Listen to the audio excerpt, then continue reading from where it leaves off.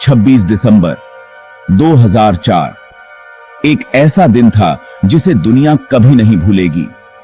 Indonesia के Sumatra के तट से दूर हिंद महासागर के नीचे एक बहुत बड़ा भूकंप आया। यह भूकंप अब तक रिकॉर्ड किए गए सबसे शक्तिशाली भूकंपों में से एक था, जिसने जानलेवा सुनामी लहरों की एक श्रृंखला अनलीस्ट की, जिसने पूरे हिंद महासागर में तबाही मचा दी। 100 फीट से भी ज्यादा ऊंची लहरों ने हजारों मील का सफर तय किया और अपने पीछे तबाही का मंजर छोड़ दिया। सुनामी बिना किसी चेतावनी के आई और लाखों लोग इससे बेखबर थे। लहरों की भयानक ताकत के लिए तटीय समुदाय पूरी तरह से तैयार नहीं थे। इस आपदा ने 14 देशों में 2,30,000 से ज्यादा लोगों की जान ले ली, जिससे यह इतिहास की सबसे घातक प्राकृतिक आपदाओं में से एक बन गई। 2004 की हिंद महासागर सुनामी एक मेगाथ्रस्ट भूकंप की वजह से आई थी।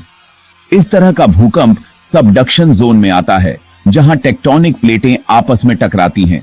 इस मामले में इंडो ऑस्ट्रेलियाई प्लेट बर्मा प्लेट के नीचे चली गई, जिससे पानी का भारी मात्रा में विस्थापन हुआ। इस भूकंप से निकलने वाली ऊर्जा करोड़ों परमाणु बमों के विस्फोट के बराबर थी। समुद्र तल पर अचानक हुई इस हलचल ने विशाल लहरों की एक श्रृंखला पैदा कर दी, जो एपिसेंटर से बाहर की ओर फैल गई। लहरें समुद्र के उस पार तेज गति से गईं, और जैसे जैसे वे उथले तटीय पानी के पास पहुंची, उनकी ऊंचाई बढ़ती गई। सुनामी का सबसे ज्यादा असर इंडोनेशिया, श्रीलंका, भारत और थाईलैंड में देखा गया। तटीय समुदाय तबाह हो गए और पूरे के पूरे गांव नक्शे से वाइप्ड ऑफ हो गए।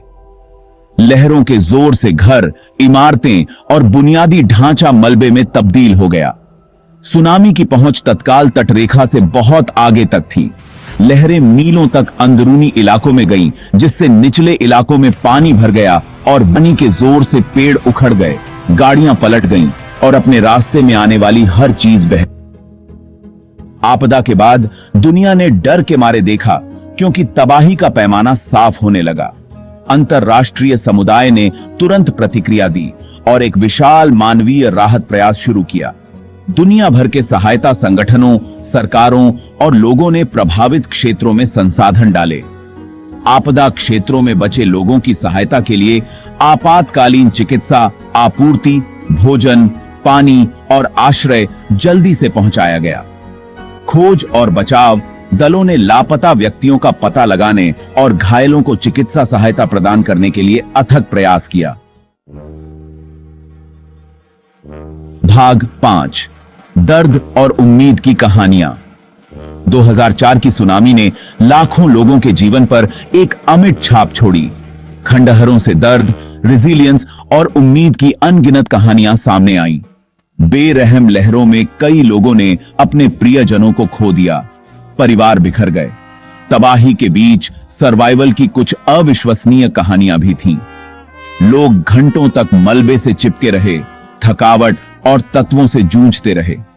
कुछ लोग बहुत दूर अंदरूनी इलाकों में बह गए और चमत्कारिक रूप से इस आपदा से बच गए। ये कहानियां अकल्पनीय त्रासदी के सामने मानवीय भावना की ताकत और रेजिलियंस का प्रमाण हैं।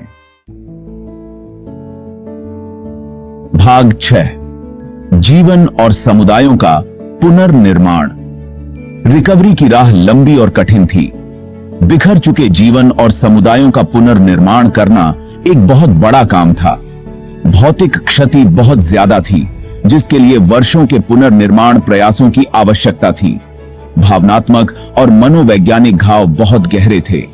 बचे लोगों को सदमे, क्षति और खरोंच से अपने जीवन के पुनर्निर्माण की चुनौतियों का सामना करना पड़ा। आपदा ने त्रासदी से प्रभावित लोगों के लिए मानसिक स्वास्थ्य सहायता और परामर्श सेवाओं की आवश्यकता को उजागर किया। भाग 7, पूर्व चेतावनी प्रणाली। एक सबक मिला। 2004 की सुनामी ने हिंद महासागर क्षेत्र में पर्याप्त पूर्व चेतावनी प्रणालियों की कमी को उजागर किया।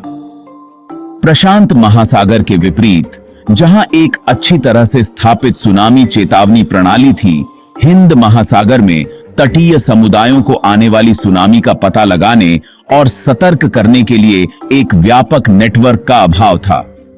आपदा के मद्देनजर सुनामी की तैयारी और पूर्व चेतावनी क्षमताओं में सुधार के लिए एक वैश्विक दबाव था। भविष्य में आने वाली सुनामी के बारे में समय पर अलर्ट देने और उनके प्रभाव को कम करने के लिए 2006 में हिंद महासागर सुनामी चेतावनी प्रणाली या IOTWS की स्थापना की गई थी। भाग 8, अविस्मरणीय आपदा। 2004 की हिंद महासागर सुनामी प्रकृति की विशाल शक्ति और आपदा प्रिपेयर्डनेस के महत्व की एक गंभीर याद दिलाती है। आपदा ने दुनिया पर एक अमिट छाप छोड़ी, जिससे पूर्व चेतावनी प्रणालियों को मजबूत करने और आपदा प्रतिक्रिया तंत्र में सुधार के वैश्विक प्रयास हुए। खंडहरों से उभरने वाली हानि, लचीलापन और आशा की कहानियां मानवीय भावना का प्रमाण हैं। अंतरराष्ट्रीय समुदाय की प्रतिक्रिया ने करुणा की शक्ति और संकट के समय वैश्विक सहयोग के महत्व को प्रदर्शित किया। इस त्रासदी से मिले सबक दुनिया भर में आपदा प्रिपेयर्डनेस के प्रयासों को आकार देना जारी रखे हुए हैं।